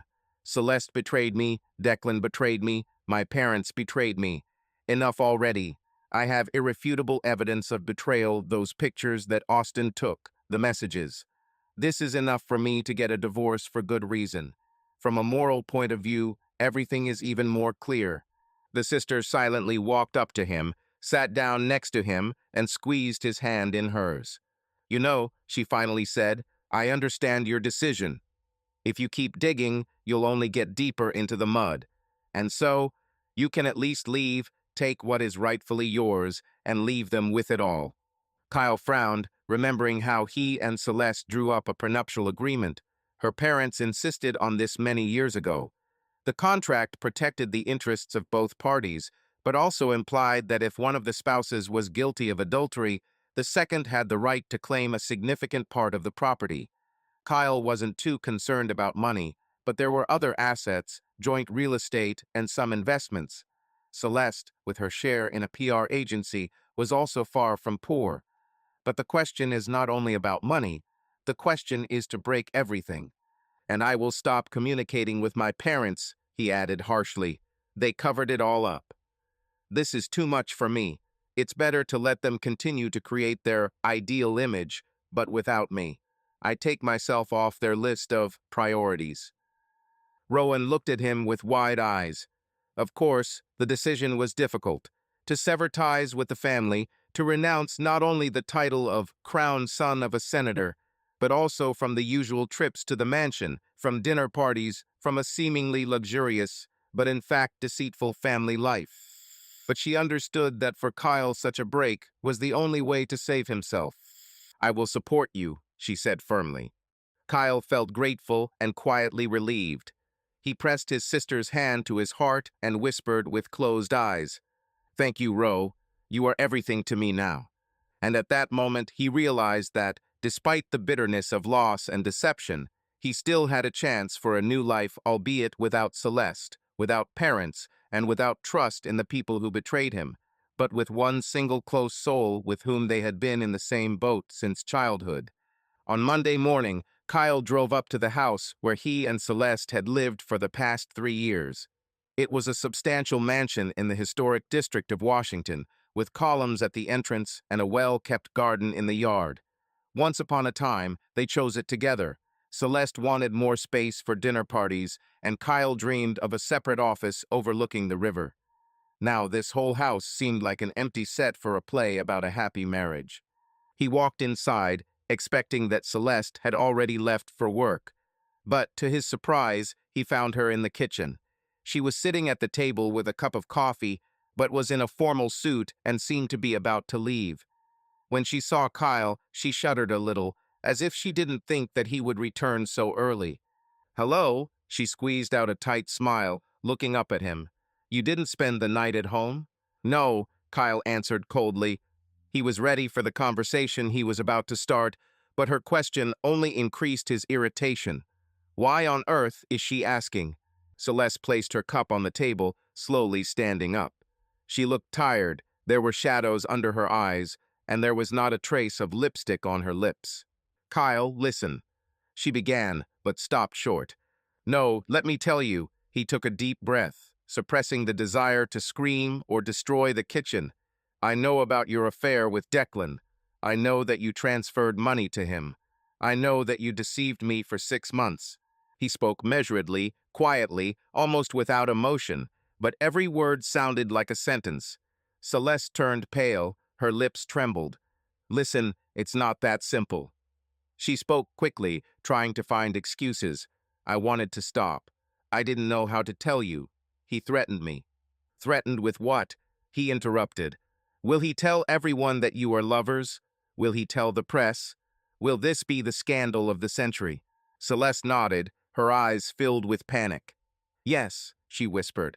He said that if I left him, he would sell the story to journalists. And your parents, they found out. Your mother overheard our conversation, and then, I don't know, for some reason she decided that it was better to keep everything a secret. She said it would be safer for everyone. I didn't want to lose everything. Lose everything, Kyle repeated, sighing heavily. But in the end, you will lose a lot more. She took a step towards him, but he pulled away. Kyle, listen. I was driven into a corner. He really did threaten. He said that he would destroy your career, the reputation of Senator Gideon, and devalue your entire family brand. You could have told me the truth, he said harshly. I am your husband. At least it was, and I could understand, could help. I was afraid, Celeste sobbed. Your family never forgives mistakes. Gideon would destroy me if this came out. And Declan, he apparently wanted not only sex, but also money. Kyle felt furious again, remembering the documents from Austin. Yes, her connection with Declan was not just a petty affair. There were serious blackmail threads stretching to the political heights. That's enough, he said coldly, so as not to succumb to emotions. I'm filing for divorce. Celeste shook her head, her eyes widening. Wait, Kyle, don't do it so quickly. Maybe we'll find a way out. You don't want the whole town talking about it. They'll talk like that anyway, he smiled bitterly. But I don't care anymore. I'm not going to keep your secret. That is, I'm not going to publicly talk about you and Declan, but I also don't intend to cover for you, pretending that everything is fine. I'm tired. He paused before saying the final sentence. You can pack your things. You have a week. I will leave now. I will return to this house when I submit the official papers. But Celeste approached him, trying to grab his hand. Kyle, I'm still, deep down. She saw a coldness in his eyes that wasn't there before. Once upon a time, he looked at her with tenderness, respect, and love. Now all that's left is emptiness. It's over, Celeste, he snapped. I know your parents knew. I know Declan got your money. I know that everyone I trusted lied to me. And now I want only one thing for you all to disappear from my life. She began to sob, hiding her face in her hands, but Kyle did not feel an ounce of pity. There has been too much pain over the past months, too many disappointments. He turned away and walked out, slamming the front door. That evening, he headed to his parents' mansion in Georgetown. Kyle felt that he needed to tell them, and personally, to their faces, that he no longer wanted to be part of this family. And although this made him feel terrible, he realized that this meeting was inevitable. The house greeted him with a sleek marble staircase and shining chandeliers. Somewhere from the depths of the mansion, a quiet hum of voices could be heard. Apparently, the father was discussing something on the phone. Marion was the first to come out to him. Her posture was straight, her face was calm, only tension was splashing in her eyes. Kyle, she greeted him, trying to smile, but the smile came out forced. I thought you were angry. I'm not just angry, Mom, he answered. I'm furious, and I need to talk to both of you. Now. Marion lowered her eyes, smoothing the folds of her perfect dress, and led him into the living room. Gideon was already waiting there, whiskey in hand. It was clear that he had just finished a telephone conversation. Perhaps his interlocutor was one of the influential people who decided the fate of the country or party funds. But now Senator Hartvale turned to his son, sighed, and put his glass on the table. Kyle, he said in a low voice that usually silenced entire rooms, we were waiting for you. I understand that you already know a lot. Kyle involuntarily clenched his fists, remembering how proud he had recently been of his father. He was strong, charismatic, pushed through reforms, and knew how to inspire people. But now in front of him stood not a hero, but a man ready for any lie for the sake of power and reputation. Let's start without lying, Kyle said without moving from his place. You knew about Celeste's betrayal. They knew that she and Declan were lovers. They knew that he was blackmailing her. And yet they remained silent. Also that your career, Dad, does not suffer. Gideon frowned, as if trying to object further, but noticing his son's gaze, he realized that it was pointless to deny the obvious. We wanted the best. Marion entered. There was a barely noticeable trembling in her voice. Understand, Kyle, if this story became public, the media would tear us to pieces. Investigations would begin. Haters would attack Gideon, your name. My name? He interrupted with a bitter smile. I don't care about the name if everything is rotten inside. Have you thought about me? About how I feel when I find out my wife is cheating with my best friend? Kyle, please. Gideon stepped towards him. Son, understand, in politics, everything is not so simple. Sometimes you have to sacrifice personal interests for the common good. If this scandal had come to light, my social reform committee would have been taken away, and I would not have been able to continue working on projects. And I want to help people. Kyle felt the old anger flare up inside him. It's always the same thing. I wanted the best. The common good, family is above all. But in fact, they sacrificed precisely him, their son, his feelings, his honor, so that clouds would not gather over the Hartvale family. Everything is clear to me, he said quietly. You haven't thought for a minute about how I will live with this lie. If only dirty details would not come out, if only Gideon would remain in the Senate and Marion would continue to shine at social events. You've always been harsh, Marion exhaled, sinking onto the sofa. But understand us.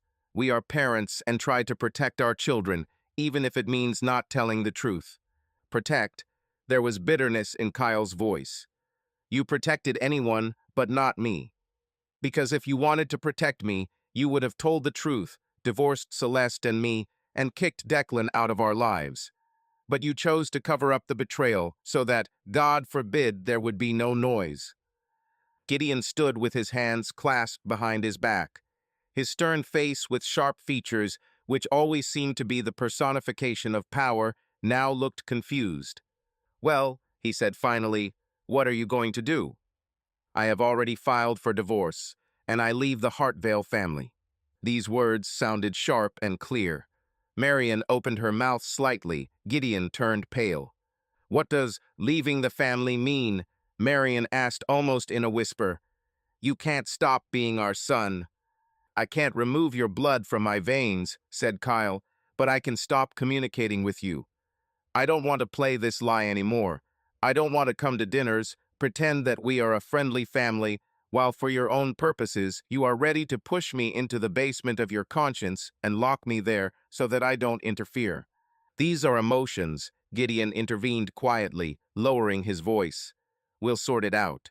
Celeste will disappear, Declan will disappear. We have connections, we will agree so that this story does not come up. And you will continue your career, and over time everything will calm down. These are not emotions. This is a decision, Kyle snapped, without looking away. I'm not interested in your politics anymore. I'm not going to the Senate. I don't want to become part of the Hartvale dynasty that you kept talking about. Continue your career yourself. Don't drag me in. Think about it, son, Gideon said desperately. You were born for more. You can become someone important. Influence, power. At the cost of your own soul? Kyle asked sharply. No, thank you. He looked around the room. Luxurious paintings, expensive furniture, porcelain figurines in display cases. Once upon a time, all this amazed his imagination, but now it seemed only scenery for a farce. Goodbye, he concluded. Don't look for me. I will live my life. Marion covered her face with her hands. Gideon froze like a drawn statue. Kyle turned and walked out of the living room and then out of the house, feeling like he was throwing off the shackles of the past with every step up the marble steps. The next few weeks turned into a whirlwind of legal formalities for Kyle. He filed for divorce and attached to the lawsuit the collected evidence of infidelity, photographs from the motel, copies of correspondence, a report from a private detective. According to the terms of the marriage contract, in the event of infidelity of one of the parties, the other received a significant part of the jointly acquired property. In addition, Kyle could have qualified for alimony, but this did not matter to him. He just wanted it to be over and for nothing to tie him to Celeste anymore. He also had to unearth a number of financial documents relating to the house and some joint investments. The lawyers he hired acted clearly and quickly. Celeste's lawyer tried to bargain, but Kyle's evidence was too overwhelming. Moreover, it seems that Celeste did not have the strength to resist. She never even called Kyle. She only signed the necessary papers, silently agreeing to the terms. The meeting with her in court was casual. Kyle barely glanced in her direction. She looked haggard, without makeup, with a dull look. After the hearing, she tried to approach him. "Kyle," she said quietly as he waited at the exit, "I have nothing to say in my defense. I'm just sorry it turned out this way." He didn't answer. He just looked at her in such a way that she herself understood. Everything was over between them. The dialogues were over. The end was set. When, after the final hearing, the court officially dissolved the marriage, Kyle felt pain squeezing his heart despite all the hatred for betrayal. He once loved her. However, now this pain also meant liberation. They officially became strangers. He stopped maintaining contact with his parents altogether. Gideon called a couple of times and left messages saying that he was bored and wanted to discuss the current situation, but Kyle deleted these messages without listening to the end. Marion wrote short texts, suggested talking calmly, and apologized, but Kyle ignored them. He did not change his last name, yet he was and remained Hartvale, no matter how much he crossed himself out of family life. But to emphasize the distance, Kyle once spoke publicly at a local charity and declared that he was no longer involved in his father's political ambitions and that he wanted to focus solely on his legal career and volunteer projects. This step aroused a certain curiosity among the press, but the very next day a new news feed appeared, and they began to forget about it. Gideon may have managed to reach an agreement with his journalist acquaintances so as not to make a fuss about the family conflict. Several months have passed.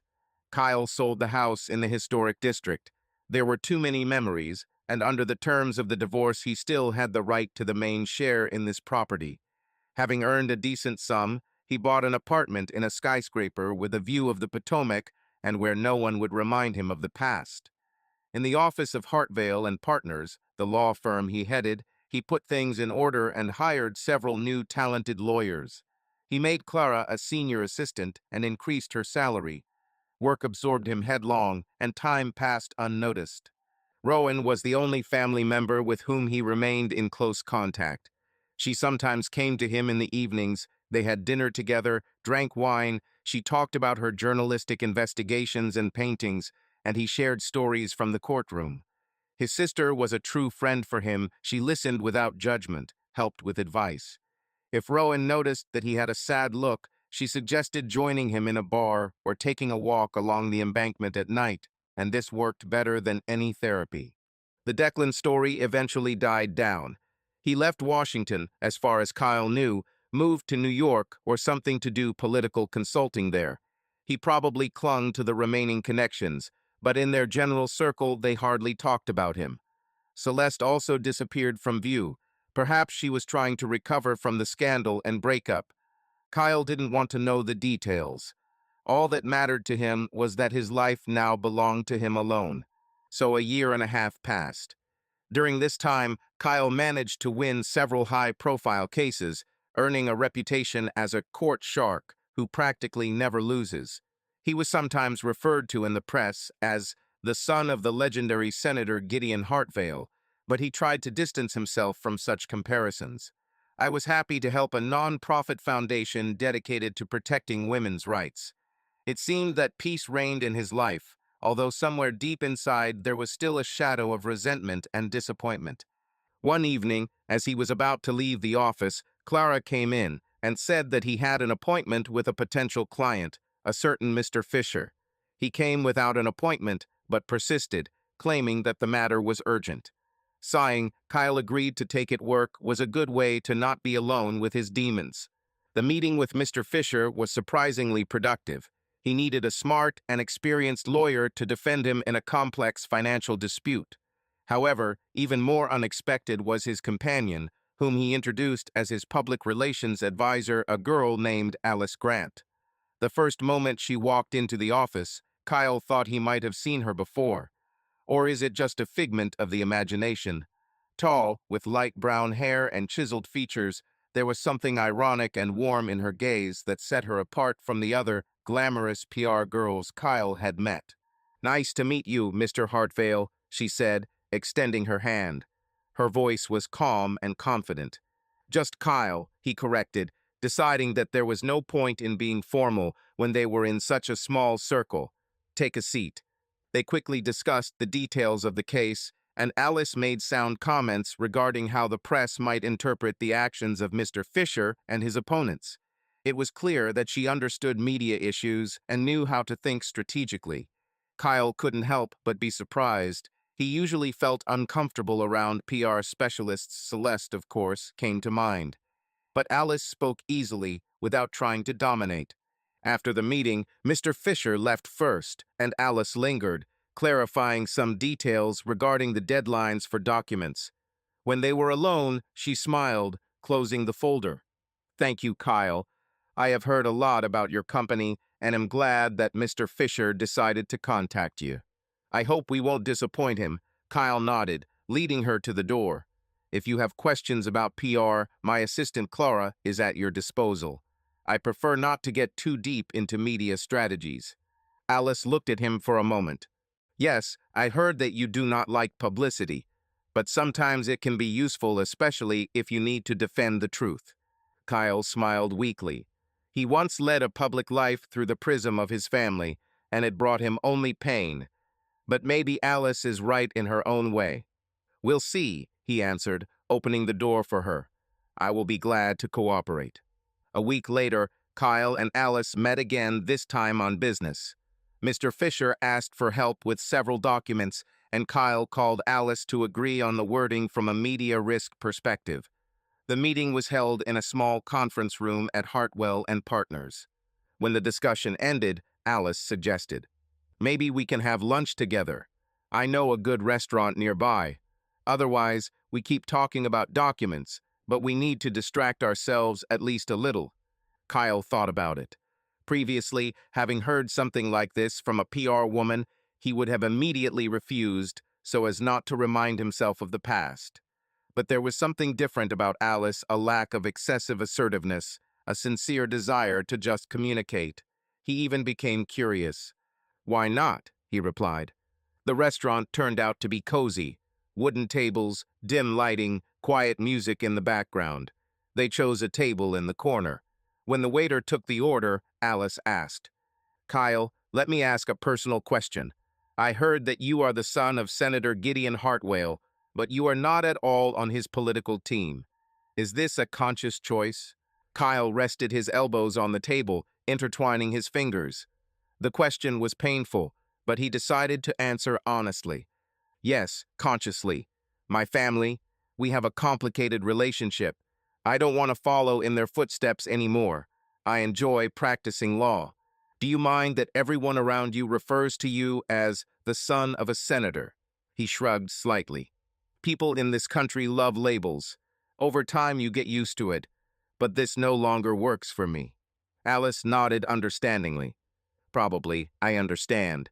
I also have a family with some skeletons in the closet. But now I'm trying to build everything on my own 2 feet, so." She smiled warmly, and there seemed to be no hint of ambiguity or hidden intentions in that smile. Kyle felt a quiet echo of something long-forgotten sympathy arise somewhere inside.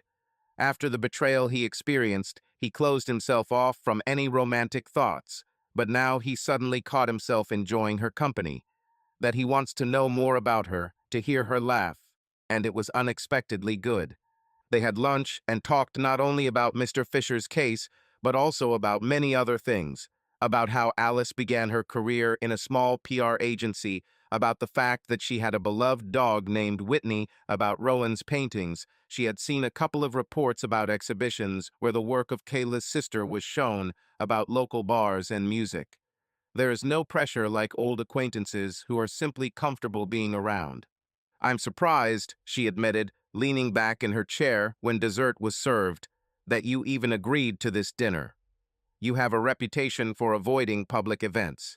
"I guess I'm trying to change my habits," he admitted quietly, "or at least try to do it."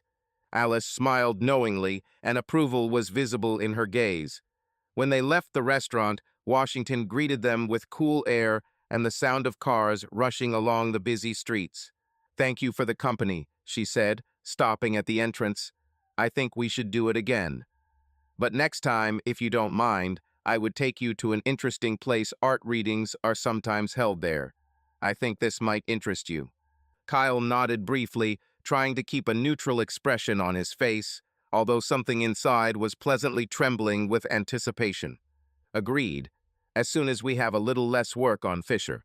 They exchanged light handshakes, but it was clear in their eyes that these were not just business partners.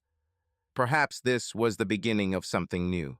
Over the next few months, their acquaintance with Alice developed slowly. At first, they saw each other in the office from time to time and discussed business. Then they began to go to lunch together more often, and then more informal meetings arose. One evening, she invited Kyle to a contemporary art exhibition. The paintings were abstract, sometimes shocking, but Kyle liked how vividly Alice reacted to what she saw. She was sincere, without lies or posturing. Gradually, their relationship grew into an easy friendship, or maybe not so easy, because mutual sympathy was increasingly apparent between them. Kyle did not rush things.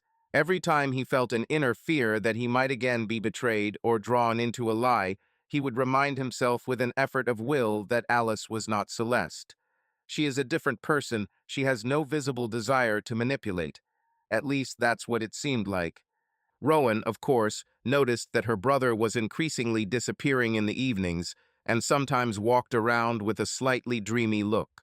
One day she came to his office and, sitting down on the sofa in the reception area, looked around with a smile. "Look, you've become more comfortable here, boss. And what is the reason for such changes?" Kyle, taking the hint, grinned, gesturing for her to go into the office. "The reason is Clara's excellent work," he joked. "By the way, you can give her a compliment. She will be happy." Rowan narrowed her eyes skeptically. "Clara, of course, is great, but isn't she the one who causes that special sparkle in your eyes?" Kyle shook his head, walking over to the window and putting his hands behind his back. "Okay, spit it out," the sister demanded. "Kyle, I see that you have become different. Calmer, happier, and I have a suspicion that there's more to it than just work." He turned to her, sighing. "Yes, there is one girl, Alice. For now, we're just... well, we communicate, we're friends, we go to exhibitions and readings together. I feel like I care about her." "Oh, yes, yes, yes," Rowan exclaimed, smiling. "My guess is correct. And how is she?" "Good, very. Doesn't look like Celeste. More sincere, heartfelt. I don't know what will happen next. I don't want to rush, but I really feel good with her." Rowan looked at him with tenderness in her eyes. "Brother, I'm glad. You deserve happiness. Do you think she knows about your past? About all these family squabbles?" Kyle shrugged. "Partly yes. She knows that I am on bad terms with my parents, that I was married. But he didn't tell me the details. I don't want to burden her with all this dirt." Rowan came closer and said quietly, "Someday you will have to. But you're right, there's no need to ruin all this with revelations now. If she understands and accepts you along with your past, then she is worth moving on." Kyle nodded, feeling grateful that his sister understood his hesitation. He had already made a mistake once when he brought Celeste into his life, being blinded by feelings. "I didn't want to step on the same rake a second time, so I approached carefully." Time passed. Client Fisher won his dispute in court with the active participation of Kyle and competent PR support from Alice. As a thank you, Mr. Fisher arranged a small buffet at an elite restaurant where he invited both lawyers and consultants. Kyle, although he didn't like such parties, decided to go, partly out of professional solidarity, partly to spend another evening in Alice's company. When he entered the hall, she was already there, in an elegant black dress. When she saw him, She smiled a little warmer than they usually smile at just colleagues. The evening passed in conversation about all sorts of trifles, congratulations, and toasts. At some point, when the noise reached its peak, Alice approached him with her glass of wine. "Let's go out onto the balcony," she suggested. "It's too stuffy here." They climbed out onto a spacious balcony overlooking the city at night. Washington was sparkling with lights. Somewhere in the distance, the Capitol was visible, the lights of cars stretched in an endless line. The air was cool, but after the stuffy hall, it seemed refreshing. "How do you feel?" Alice asked, standing next to him at the parapet. "You can't stand these events." "Yes, there is a little," Kyle admitted, "but today is not bad. I think because there is a reason to stay." He looked at her. They stood quite close, and he could smell the subtle aroma of her perfume. My soul became quiet, calm, and at the same time exciting. She smiled, taking the hint. "You probably think I'm intruding, but I really wanted to talk to you face to face." "I'm glad you did," he answered softly. "What did you want to talk about?" Alice bit her lip slightly, as if contemplating how to formulate the thought. "Kyle, it seems to me that you and I have become closer lately, and I like it. But I feel like there is an invisible wall around you. You always keep your distance, afraid to become vulnerable. I understand this, believe me, I have guessed why this is so. But I want you to know that I don't want to use your past. I don't want to delve into your family scandals. I just feel good with you, and I hope it's mutual." Kyle was silent, feeling the warmth spreading in his chest. Alice's words sounded so sincere without pressure. She saw his barriers, but did not try to break through them with force. "Thank you," he said finally. "It means a lot to me. I'm really too careful." He lowered his eyes, remembering the lesson that life had taught him. The betrayal of Celeste and Declan, the cold calculation of his parents, all this left him alone. But Alice was opening the way to a different future. "Do you mind if I touch you?" she suddenly asked quietly, looking away. Kyle looked at her. Such a question brought trepidation. She was afraid to frighten him or to impose herself. He answered, nodding slightly, and she carefully placed her hand on his arm. Warm, light touch. They didn't need to say anything more. Something timid and important seemed to sparkle in the air. Thus began a story that gradually revived Kyle's belief that he could love and be loved again. At night, when he and Alice talked on the phone or sat on the veranda of her apartment, he talked about childhood memories, about his success in law school, about incompetent judges and tough opponents in cases, but he still did not dare to talk about what had been tormenting him inside for years. One day, after more than 6 months of their relationship, when they were sitting at his house, watching a movie and lazily discussing plans for the weekend, she felt that he was worried about something. He often looked away from the screen and frowned. "Kyle," she said affectionately, touching his shoulder, "it looks like you're not watching the movie."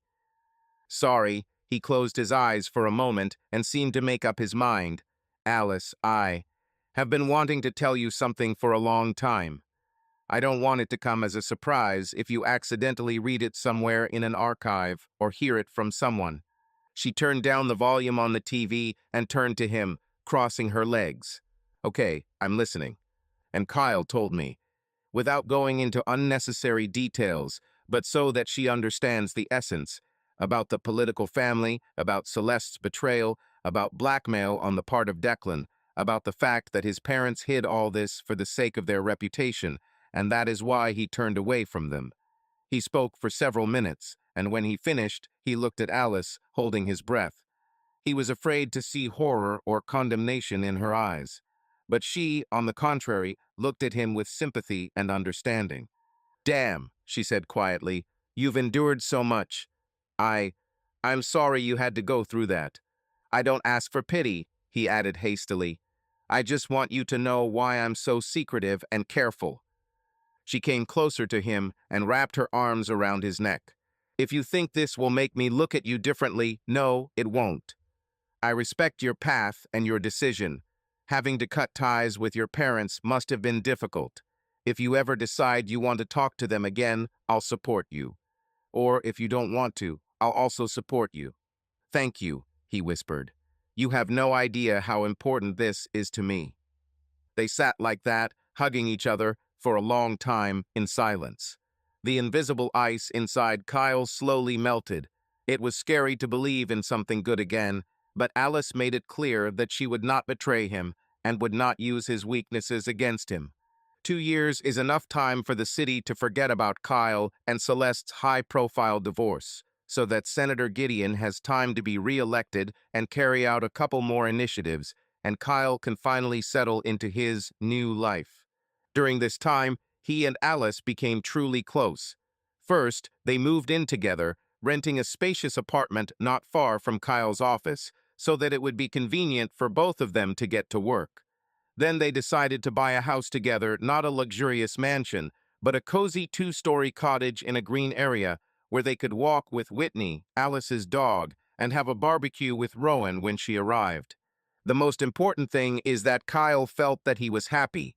He had strong relationships built on mutual respect and trust. He had an interest in work that brought not only money, but also satisfaction, and he had a calm conscience. No one blackmailed him or tried to use him. He became himself Kyle Hartvale and not son of Gideon, husband of Celeste, or part of the perfect family. He did not communicate with his parents except for one case. When Gideon was hospitalized with a heart attack, Rowan called Kyle, informing him about it. Kyle was tormented by doubts about whether to visit his father. As a result, he came to the hospital but remained in the corridor, not daring to enter the ward. He saw his mother sitting next to Gideon, who was holding her hand. Her face was sad. It was some kind of someone else's picture. This pain did not belong to them, not to him. He turned around and left, feeling that he was not yet ready for reconciliation. Perhaps sometime in the future. Rowan, visiting them for another barbecue, watched as Alice and Kyle laughed at some stupid joke about the company's documents. The sister said with a smile, I can't believe that just a couple of years ago everything was in such crap. Look at you. You look like you're living the dream. Kyle shrugged, putting his arm around Alice's waist. I wouldn't call it a dream, more like ordinary happiness. But after everything that happened, this is quite enough. Well, I don't know, Rowan winked. Ordinary happiness is sometimes greater than any ambition. She went to put another painting on a portable easel in their yard, and Alice, smiling, turned to Kyle. You know, I recently thought that I would like to get to know your sister better. But in my opinion, we are almost like friends. She adores you, Kyle assured. Rowan is not that simple, but if she likes you, she can become a friend for life. Alice smiled, pressing herself against his shoulder for a moment.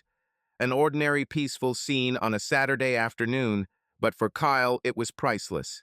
Sometimes, Kyle still woke up at night from dreams where he saw Celeste laughing with Declan, or dreams about his mother who begged him to forgive his family, but he could not answer.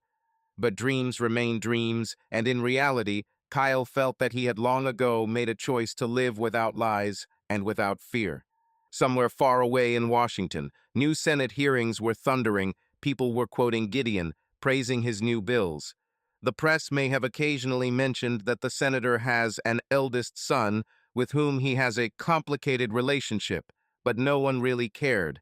And Kyle himself no longer cared either. Exactly 2 years to the day since the night he told Celeste, "You can pack your things," Kyle stood at the window of his new home, looking out at the sunrise. Alice was still sleeping in the bedroom on the second floor. Rowan promised to come in the evening and arrange a small celebration in honor of their move. Smiling to himself, Kyle took a sip of his coffee and listened to Whitney's quiet barking in the yard. In his hands was a thin sheet of paper, a letter received the other day. It was from my mother. In it, Marion again asked for a chance to talk, assured that she missed him, that Gideon would like to see his son and ask for his forgiveness. Kyle reread the letter and felt a slight pang of pain and nostalgia. But then he folded it and put it in the desk drawer, still without an answer. He was not ready to return to that world. Perhaps someday he will find the strength to meet, but not now. Footsteps were heard upstairs. Alice woke up. Soon she, yawning and stretching, came down, walked up to him, and, hugging him by the waist from behind, asked, "Have you been standing here for a long time?" "A couple of minutes," he replied, putting the letter away. "I was just admiring the sunrise." She pressed her cheek against his back. "We have a lot to do today, remember?" "I remember," Kyle grinned. "We need to buy more furniture, meet Rowan, and there's still some work left to do." "And then you can market, celebrate our future?" Alice asked, looking into his eyes. "Yes," he ran his hand through her hair. "Our future." Her eyes lit up with joy, and at that moment, Kyle realized with quiet confidence that his decision not to get bogged down in revenge, not to plunge into dirty intrigues, but to simply leave, break the rotten ties, and then, step by step, build a new life was correct. He escaped the trap of hatred and gave himself the right to happiness. And although the scars of the past still remained, they no longer ruled his life. Now she was filled with warmth, trust, and hope, and nothing could be stronger than this new faith that, having once lost, he was able to find a second attempt at happiness. Subscribe to our channel so that your love doesn't cheat on you, and go ahead and listen to the next story, because this story is nothing compared to the next one. If you're under 18, don't even think click to the next one.